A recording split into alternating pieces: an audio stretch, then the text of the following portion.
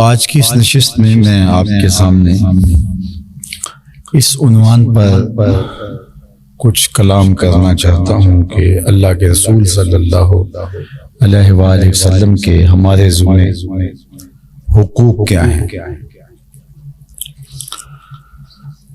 اور کیا ہم ان حقوق کی ادائیگی کر پا رہے ہیں یا ہم سے کوتاہی ہو رہی ہے۔ والدین کے حقوق کا خیال رکھنے کی ہمیں تلقین کی گئی ہے، اولاد کے حقوق کا خیال رکھنے کی ہمیں تلقین کی گئی ہے،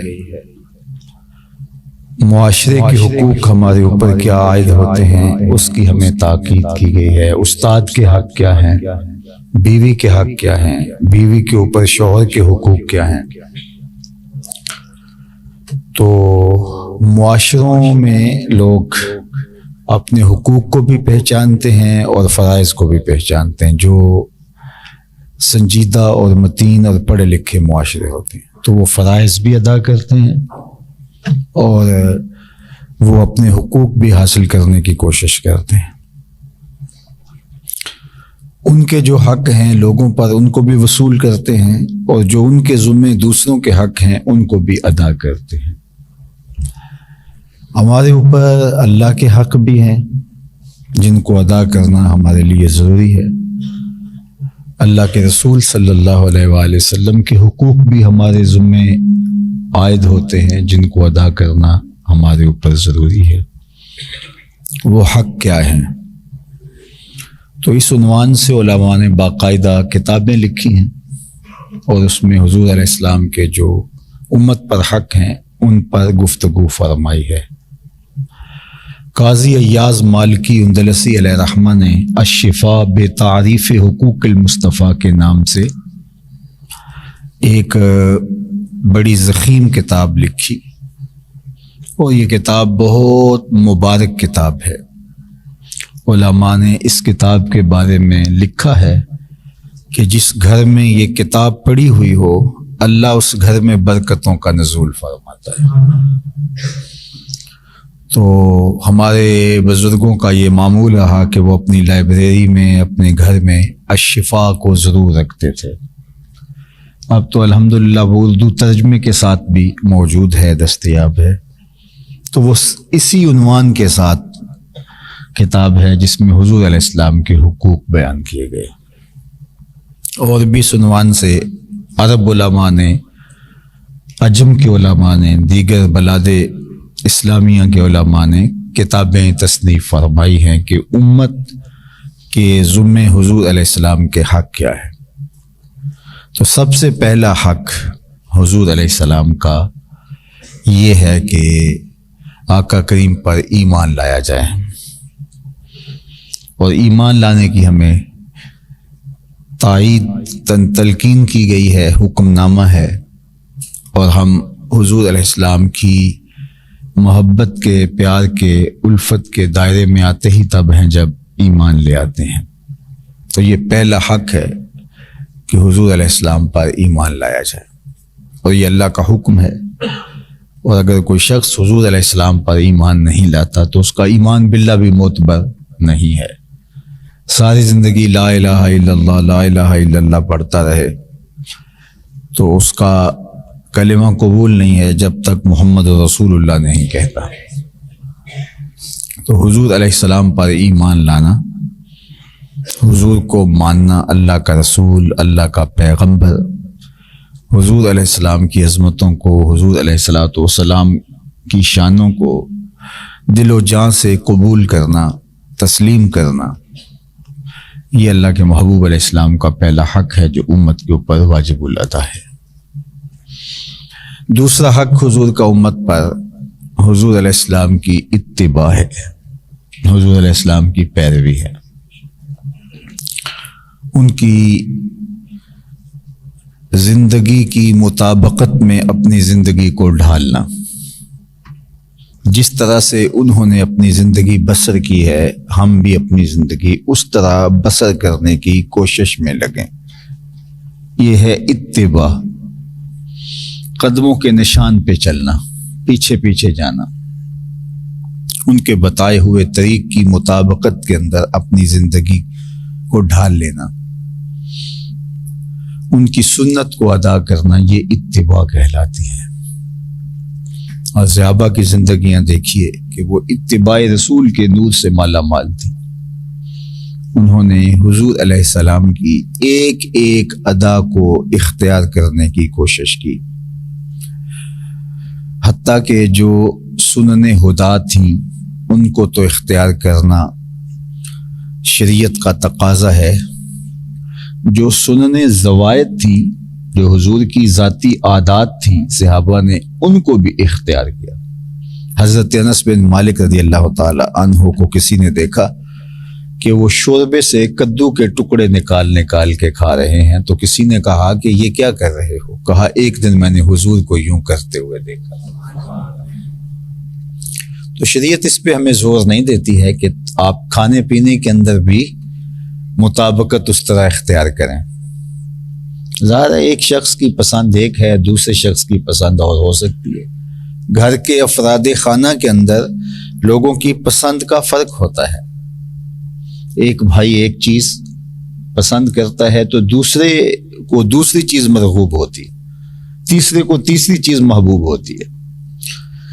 تو حالانکہ وہ ایک باپ کے بیٹے ہوتے ہیں، ایک ماں کی اولاد ہوتی ہے، لیکن پسند ناپسند میں فرق آ جاتا ہے۔ لباس کے پہننے میں کوئی ایک رنگ کو پسند کرتا ہے تو دوسرا دوسرے رنگ کو پسند کرتا ہے، لیکن یہ اتباع کا کامل جذبہ صحابہ میں اس طرح پایا جاتا ہے کہ وہ حضور کی پسند کو اپنی پسند بناتے ہیں، اور جس کو حضور نے پسند نہیں کیا ہے وہ طبی امور جو ہیں صحابہ نے ان سے اپنے آپ کو دور رکھا ہے کہ یہ چیز ہمارے حضور کو پسند نہیں۔ اللہ اکبر۔ تو یہ ہے ان کی اتباع کا جذبہ۔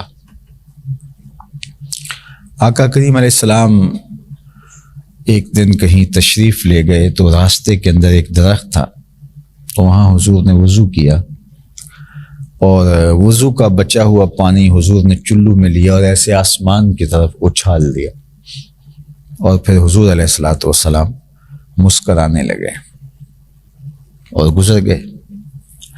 کچھ عرصے کے بعد وہاں سے حضرت عثمان رضی اللہ تعالیٰ عنہ کا گزر ہوا تو وہاں رکے اور قصدن رکے، پانی منگوایا، وضو کیا، تھوڑا سا پانی قصدن بچا لیا اور اس چلو میں ڈالا اور آسمان کی طرف پھینکا اور مسکرائے۔ تو آپ کے ہمراہیوں نے کہا کہ آپ کیوں مسکرائے ہیں؟ کہا کہ اسی جگہ پہ ایک دن حضور نے یوں وضو کیا تھا اور پانی بچ گیا تھا، اور حضور نے اوپر اچھالا تو نہ جانے حضور نے کیا دیکھا اور حضور علیہ السلام مسکرائے۔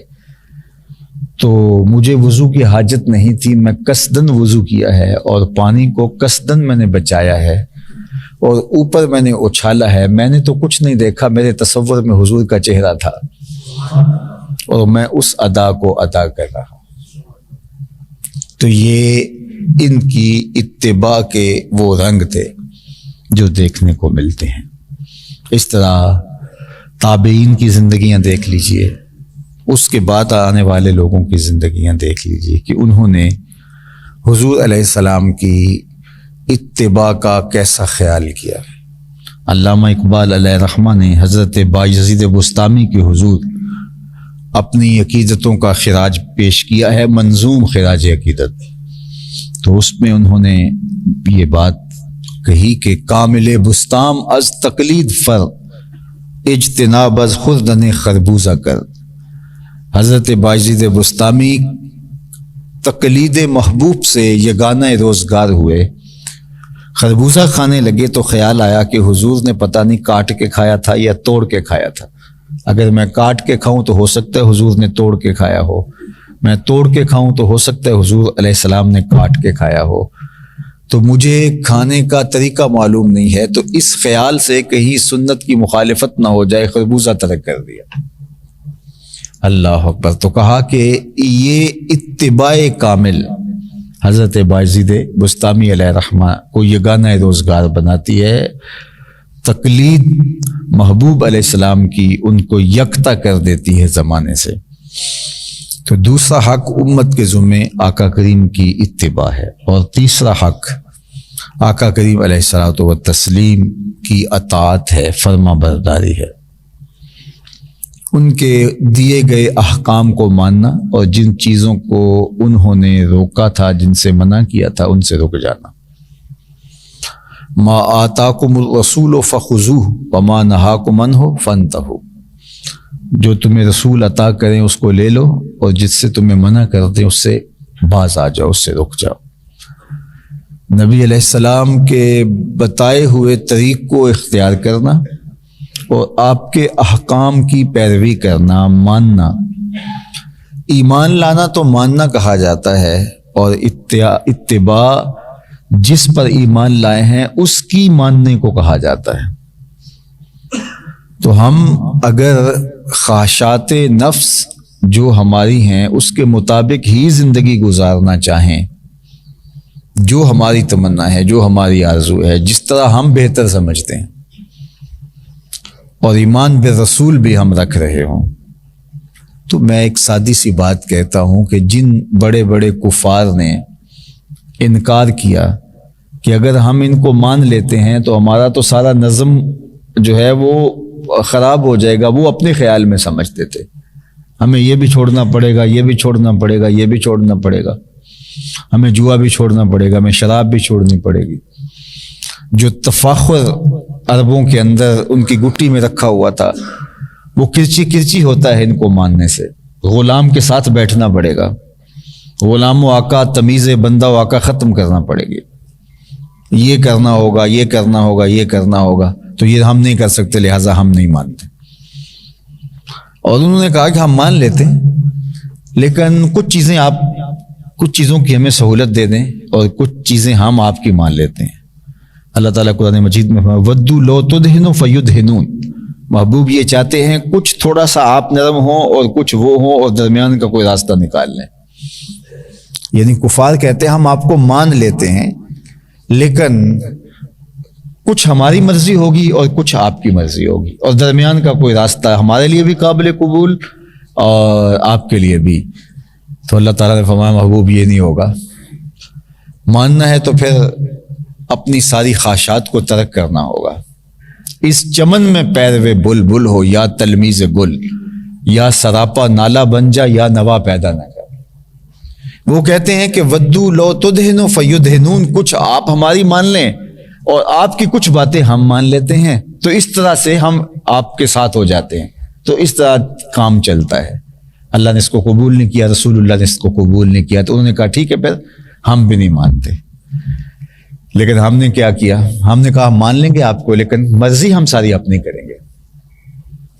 شادی ہوگی تو صرف نکاح کا ایجاب و قبول اور خطبہ ہم شریعت کے مطابق کر لیں گے، باقی ساری رسوم و رواج، ساری عادتیں ہماری اپنی مرضی کی ہوگی۔ یہ خاندانی کلچر ہے، یہ مشرقی کلچر ہے، یہ ہم نے فلاں جگہ پہ دیکھا تھا، یہ لیڈ کلاس میں ہوتا ہے، یہ ہماری برادری کا کلچر ہے، یہ بس بچوں کی خوشی کے لیے کر رہے ہیں۔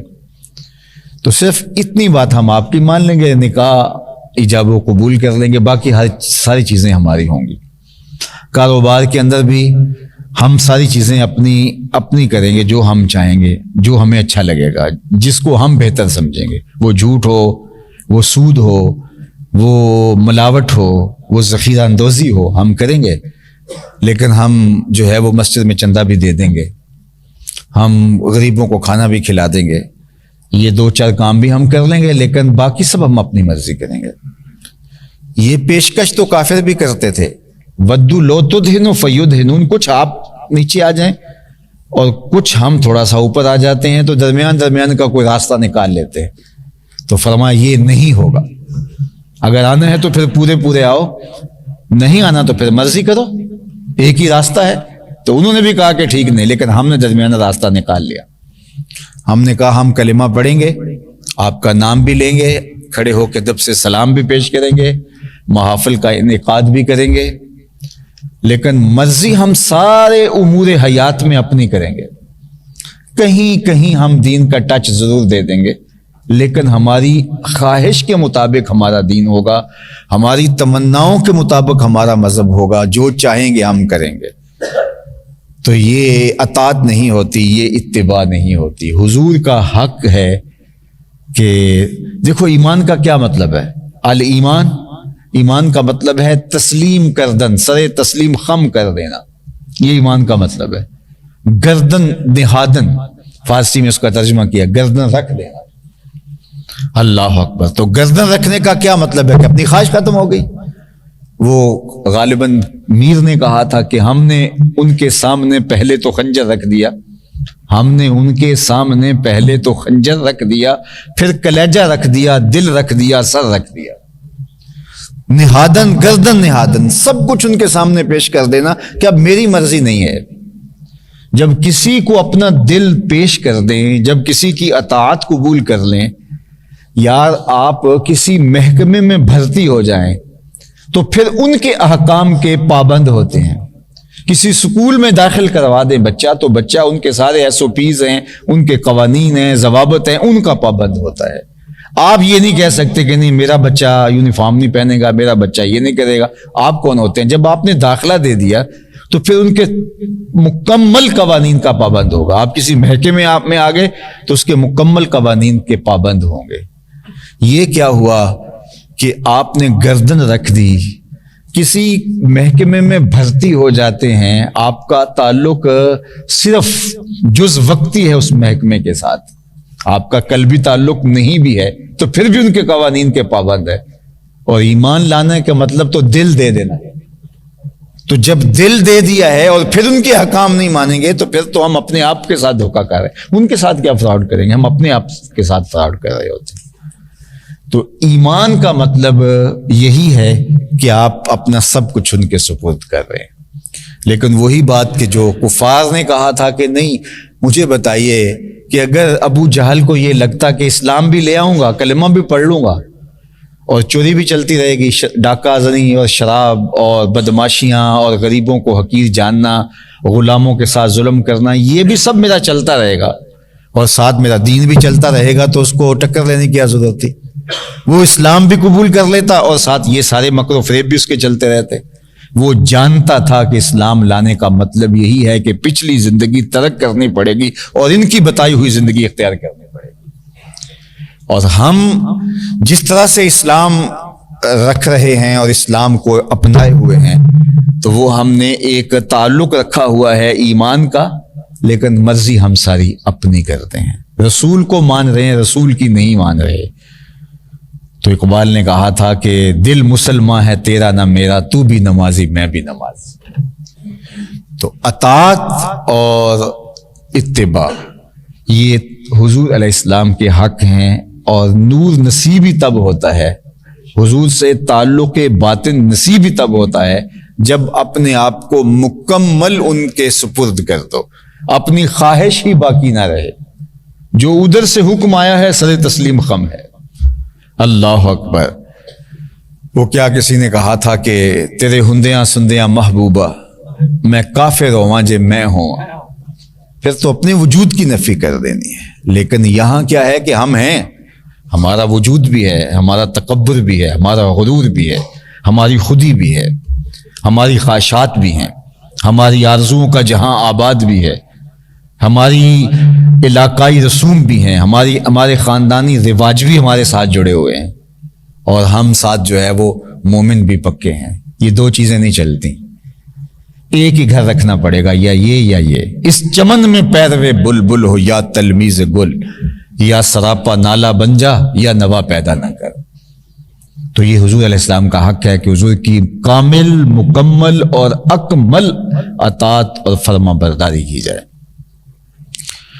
اللہ اکبر۔ علامہ اقبال علیہ رحمہ نے یہ جو مثنوی اسرار و رموز لکھی ہے، اس میں یہ پورا نظام انہوں نے بیان کیا ہے، اور اس نے یہاں جو اطاعت ہے تو اس میں انہوں نے اونٹ کو مثال لایا کہ اونٹ اپنے مالک کی کس طرح اطاعت کرتا ہے، حالانکہ وہ کتنا قوی ہیکل ہوتا ہے، لیکن ایک 6 سال کا بچہ بھی اس کی نکیل پکڑ لے تو وہ جدھر لے جانا چاہے ادھر اس کو لے جائے، اس کو کوئی جو ہے وہ سرتابی کا یارہ نہیں ہوتا۔ جب اس نے اپنی نکیل کسی کے ہاتھ میں دے دی تو پھر اس کو جدھر کوئی لے کے جانا چاہے وہ جانے کے لیے تیار ہوتا ہے. یار جب ہم نے اپنی نکیل نبی کے ہاتھ میں دے دی تو پھر ہماری خواہش بچتی کہاں ہے؟ ہماری آرزوئیں اور ہماری تمنائیں بچتی کہاں ہیں؟ پھر ہم اپنی مرضی سے کیسے جی سکتے ہیں؟ ہماری مرضی تو پھر ہے ہی نہیں، پھر انہی کی مرضی ہے. جس طرح وہ چاہیں گے اس طرح ہم اپنی زندگی گزاریں گے. اور صحابہ کی زندگیوں کے حوالے سے اگر آپ واقعات دیکھیں، ایک صحابی ہیں تو وہ اس طرح کا مکان انہوں نے تعمیر کیا جس شکل کے مکان حضور پسند نہیں کرتے تھے. اور وہی میں نے جو کہا کہ یہ سنن ہدا سے نہیں ہے، سنن زوائد سے ہے. جس طرح حضور کی کچھ عادات تھی، صحابہ نے اس کو اختیار کیا. تو کچھ چیزیں ہیں حضور کی پسند، ذاتی پسند ناپسند ہے. تو حضور گلی سے گزرے اور دیکھا کہ ایک بڑا عالی شان محل ہے، گنبد نما مکان ہے. تو فرمایا یہ کس کا ہے؟ تو کہا فلاں انصاری صحابی کا. تو حضور نے کچھ کہا نہیں، چونکہ اس طرز کے مکان کو حضور پسند نہیں کرتے تھے. تو حضور گزر گئے، چہرے پہ کوئی خوشی کے آثار حویدہ نہیں ہوئے. تو جب حضور گزر گئے تو کسی نے اس صحابی کو بتایا کہ حضور تیرے محلے سے گزرے تھے، تیری گلی سے گزرے تھے، تیرے مکان کو دیکھا تھا، چہرے پر کوئی پسندیدگی کے آثار حویدہ نہیں ہوئے تھے. تو انہوں نے کدال پکڑا اور اس مکان کو زمین برابر کر دیا. 2 4 5 دن کے بعد آقا کریم کا دوبارہ گزر ہوا تو وہاں ملبے کا ڈھیر پڑا ہوا تھا. فرمایا اس دن میں گزرا تھا، یہاں مکان تھا اور آج ملبے کا ڈھیر پڑا ہوا ہے. کہا حضور اس نے گرا دیا ہے. فرمایا اسے بلاؤ. بلایا گیا. کہا میں گزرا تھا، تیرا مکان دیکھا تھا اور آج ملبے کا ڈھیر ہے، کیا ہوا؟ عرض کی حضور میں نے گرا دیا. فرمایا کیوں؟ عرض کی سنا تھا آپ کو پسند نہیں، سنا تھا آپ کو پسند نہیں. میں اور آپ سر سے لے کر پاؤں تک دیکھیں، میرا کیا کیا حضور کو پسند نہیں. اپنے عقیقے ولیمے سے لے کر کے میں اپنی موت تک کے امور زندگی کو دیکھوں، میرا کیا کیا حضور کو پسند نہیں. نجی زندگی سے لے کے سیاسی طرز عمل تک دیکھوں، میرا کیا کیا حضور کو پسند نہیں ہے. میں اپنی نسل سے لے کر کے اپنے معاشرے تک دیکھوں کہ ہمارا کیا کیا حضور کو پسند نہیں ہے. چوں بنا میں مصطفیٰ خانم درود، از خجالت آب میں گردد وجود، عشق میں گوید کہ محکوم غیر، سینائے تو از بتا مانند دیر، تا نداری از محمد رنگ و بو، بر زبان خود میالہ نام او. اگر تو اپنے آپ کو ان کی محبت کے سانچے میں ڈھال نہیں لیتا تو اپنی زبان سے ان کا نام میلا نہ کر. اور میرے حضور قبلہ عالم نے اس کا ترجمہ اپنے الفاظ میں یوں کر دیا کہ یاری لا تو پاک نبی سنگ، اے پر پوری یاری، پھر درود قبول ہے تیرا لکھ نہ لوں ایک واری. تو میں روزانہ کا 10,000 درود پڑھتا ہوں، لیکن میری رشوت بھی چلتی ہے اور سودی کاروبار بھی چلتا ہے. تو 10,000 مرتبہ روز میں درود بھی پڑھے. کس کو دھوکہ دے رہا ہوں میں؟ کس سے فراڈ کر رہا ہوں؟ اپنے آپ سے کر رہا ہوں. اپنی زندگی کو ان کے بتائے ہوئے طریق کے مطابق اختیار کر لینا، اور پھر ایک مرتبہ بھی تیرا درود کافی ہے. پھر اشہد و بلال عند اللہ اشہد، بلال کا اشہد بھی اللہ کے ہاں اشہد مان لیا جاتا ہے. لیکن حلق سے لفظ نکال نکال کے ہم جو ہے وہ صحیح مخارج کے ساتھ پڑھ رہے ہیں، لیکن اندر تو بدلا ہوا ہی نہیں ہے. تو یہ لفظ حلق سے اوپر اوپر ہی ہے. تو مسئلہ کیا ہے کہ ہم اپنے آپ کو ان کے بتائے ہوئے طریق کے مطابق ڈھال دیں اور ان کی اطاعت کو اپنے اوپر لازم کر لیں. دیکھیے زندگی دھوکے میں نہیں گزارنی. آپ کی قبر میں نے نہیں جانا، میری قبر میں آپ نے نہیں جانا. اپنے اعمال کا حساب میں نے اللہ کو دینا ہے، آپ نے اپنے اعمال کا حساب اللہ کو دیکھنا ہے. میرا محبت رسول کا معاملہ میرے ساتھ ہے، آپ کا آپ کے ساتھ ہے. لیکن اس سے کیا میں مطمئن ہو جاؤں گا کہ میں نے اتنی مرتبہ درود پڑھ لیا ہے، میں نے اپنے گھر میں چراغاں کر لیا ہے، میں نے یہ کام کر لیا ہے تو بس یہ میرے لیے کافی ہو گیا؟ یہ میں اپنے آپ کو تسلی تو دے سکتا ہوں، لیکن میں اپنے اندر سے پوچھوں کہ اس نبی کے لیے میرا وجود کس طرح تیار ہے اطاعت کے لیے، فرما برداری کے لیے. تو ایسا نہ ہو کہ آنکھیں بند ہوں تو پھر آنکھیں کھلی کی کھلی رہ جائیں کہ یہ ہوا کیا اور میں کس کو دین سمجھتا تھا اور دین کیا ہے. میں ان چیزوں کی نفی بھی نہیں کر رہا، لیکن ہوتا یہ ہے کہ جس طرح میں نے کہا کہ ایک بندہ کھانا بھی کھلا دیتا ہے، غریبوں کے لیے دسترخوان بھی اس نے بچھایا ہوا ہے فیکٹری کے باہر، لیکن ادھر سے بینک سے لمٹ بھی لی ہوئی ہے اور سودی کاروبار بھی کر رہا ہے، اور وہ اس بات پہ مطمئن ہے کہ میں اتنے لوگوں فاقہ زدوں کو کھانا کھلا رہا ہوں. اس کا کھانا کھانے کے عمل کی میں نفی نہیں کر رہا، لیکن وہ اس گمان میں اس کو فراموش کر دیتا ہے کہ شاید یہ میرا اس عمل پر جو ہے وہ پردہ پڑ جائے گا، ایسا نہیں ہے۔ تو یہ بات اچھی طرح سے ذہن میں رکھیے گا کہ ہمارا دین ہم سے اطاعت مانگتا ہے، ہمارا دین ہم سے فرما برداری کا متقاضی ہے۔ تو حضور کے حقوق میں سے تیسرا حق امت کے ذمے وہ یہ ہے کہ ان کی اطاعت کی جائے، ان کی فرما برداری کی جائے، ان کے بتائے ہوئے طریق کے مطابق اپنی زندگی بسر کی جائے۔ چوتھا حق حضور علیہ السلام کا جو امت کے ذمے واجب الادا ہے، وہ حضور علیہ السلام کی محبت ہے، اور یہ ایک داعیہ ہے جس کا تعلق قلب انسانی سے ہے، اور حضور سے محبت کرنا، حضور سے پیار کرنا یہ شریعت کا تقاضا ہے۔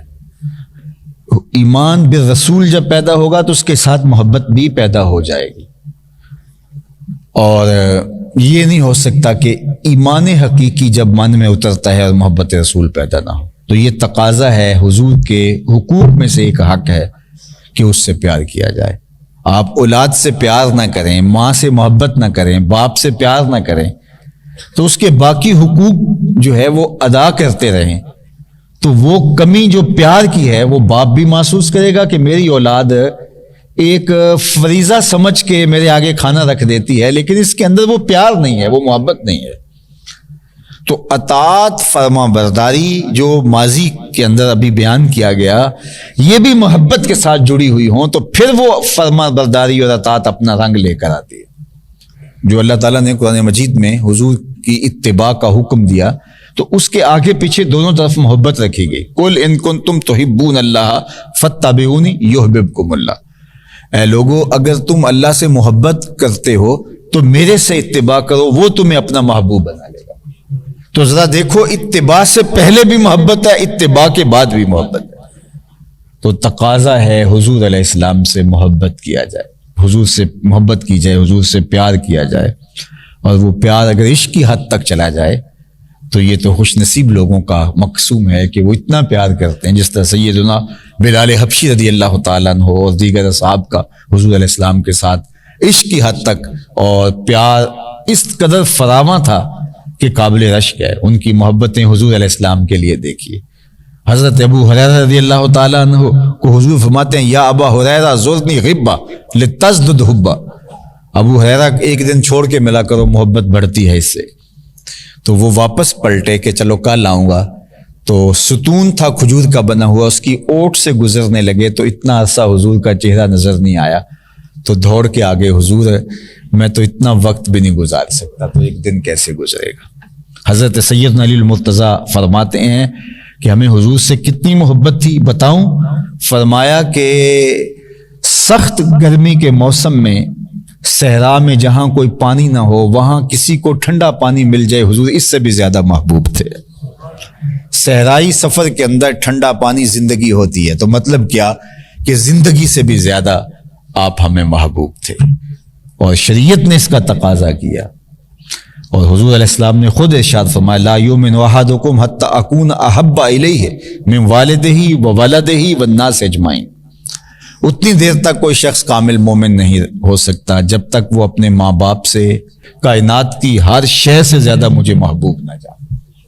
حضرت عمر نے عرض کی، یا رسول اللہ صلی اللہ علیہ وسلم، میں ہر شے سے زیادہ آپ کو محبوب جانتا ہوں، الا یہ کہ جان سے زیادہ آپ محبوب نہیں۔ جو کیفیت باطن ہے وہ آپ کے سامنے رکھ رہا ہوں۔ تو آقا کریم نے فرمایا، پھر عمر تمہارا ایمان مکمل نہیں ہوا۔ تو حضرت عمر رضی اللہ تعالیٰ عنہ نے کہا، حضور میری اب کیفیت باطن یہ ہے کہ آپ جان سے بھی زیادہ محبوب ہیں۔ تو فرمایا کہ الان یا عمر اب تمہارا ایمان مکمل ہو گیا۔ غزوہ احد میں ایک صحابیہ دوڑتی جا رہی ہے، اس کو پتہ چلا کہ حضور شہید ہو گئے۔ آپ جانتے ہیں غزوہ احد میں یہ خبر گرم ہو گئی تھی کہ حضور کو شہید کر دیا گیا۔ ایک گمسان کا رن پڑا اور حضور ایک پہاڑی کھو کے اندر جا کے بیٹھ گئے، ادھر شور مچ گیا کہ حضور شہید کر دیے گئے۔ تو وہ مدینے سے چلی دوڑتی ہوئی، مدینہ المنورہ سے احد کا فاصلہ آپ جانتے ہیں اتنا ہے نہیں، تو پیدل ہی دوڑتی ہوئی گئی، اور اس کی آنکھوں میں آنسو تھے، اور اس کا بھائی، اس کا بیٹا اور اس کے دیگر اعزا و اقربا اس جنگ میں شریک تھے۔ تو جب قریب گئی تو اس نے کسی سے پوچھا کہ حضور علیہ السلام کا کیا حال ہے، ما فعل رسول اللہ صلی اللہ علیہ وسلم۔ تو کسی نے کہا کہ تیرا باپ شہید ہو گیا۔ اس نے کہا اللہ نے اس کو یہ اعزاز بخشا کہ شہادت کا تاج اس نے پہن لیا، مجھے یہ بتاؤ حضور کیسے۔ کسی نے کہا تیرا بھائی شہید ہو گیا، اس نے کہا کہ اس کی آرزو تھی شہادت، مجھے یہ بتاؤ حضور کیسے۔ پھر آگے بڑھی تو کسی نے کہا کہ تیرا بیٹا شہید ہو گیا، تو اس نے کہا کہ میں شہید کی ماں ہونے کا فخر کروں گی، مجھے بتاؤ حضور کیسے۔ کسی نے کہا کہ تمہارا شوہر شہید ہو گیا، اس نے کہا میں شہید کی بیوہ کہلاؤں گی، مجھے بتاؤ حضور کیسے۔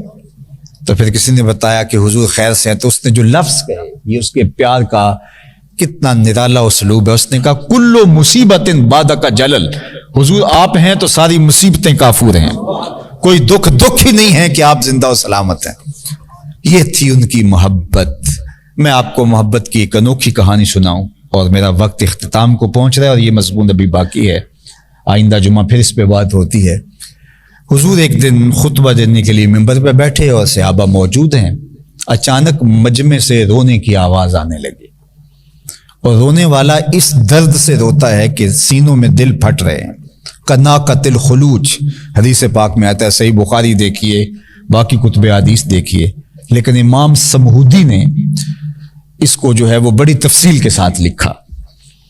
تو وہ کہتے ہیں کہ رونے والا ایسا رو رہا تھا کناقۃ الخلوج، جس طرح کسی اونٹنی کا بچہ بچھڑ جائے تو وہ جب چیختی ہے بچے کی تڑپ میں، تو اس طرح رونے کی آواز آ رہی تھی۔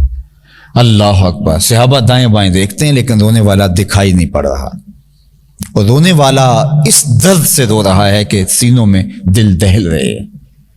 عجیب منظر ہے کہ مسجد بھی گونج رہی ہے اس کی چیخوں سے، اور ایک عجیب سی سراسیمگی کی کیفیت ہے، اور اس رونے کے درد سے دل جو ہے، کلیجے جو ہے وہ دہل رہے ہیں، اور صحابہ دائیں بائیں دیکھتے ہیں تو رونے والا دکھائی بھی نہیں دیتا۔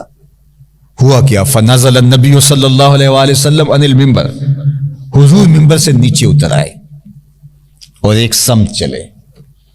کھجور کا خشک تنا پڑا ہوا تھا، آج پہلے دن ممبر بنا تھا، پہلے یہ تنا تھا، حضور اس کے ساتھ کھڑے ہو کے ٹیک لگا کے واز کرتے تھے، کوئی ممبر بنا لایا تو وہ ممبر رکھ دیا گیا، تو اس کو یہاں محراب کے پاس سے اٹھا کر کے جو ہے وہ محراب والی جگہ، اس وقت تو جگہ ہی ہوتی تھی، تو یہاں سے اٹھا کر کے اس کو ایک طرف رکھ دیا گیا کونے میں مسجد نبوی میں۔ یہ خشک تنا حضور کی جدائی کا صدمہ گوارا نہ کر پایا، یہ رونے کی آواز اس کی تھی۔